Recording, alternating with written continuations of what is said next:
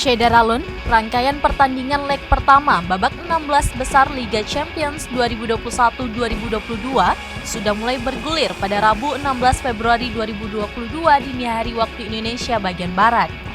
Ada dua laga yang menjadi pembuka, yakni Paris Saint-Germain versus Real Madrid dan Sporting CP versus Manchester City. Paris Saint-Germain menang drastis atas Real Madrid dengan skor 1-0 di Stadion Parc des Princes, Paris, Prancis. Gol kemenangan Les Parisiens baru tercipta pada masa injury time babak kedua di menit 94 melalui tendangan Kylian Mbappe. Sebelum Mbappe menjadi penentu kemenangan, PSG sebetulnya bisa unggul pada menit ke-62. Namun, gol urung tercipta karena penalti Lionel Messi tidak masuk.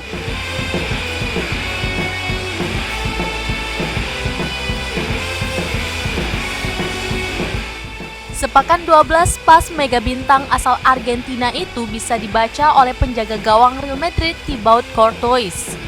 Kedua kesebelasan akan melakoni laga leg kedua pada 10 Maret 2022 di Stadion Santiago Bernabeu.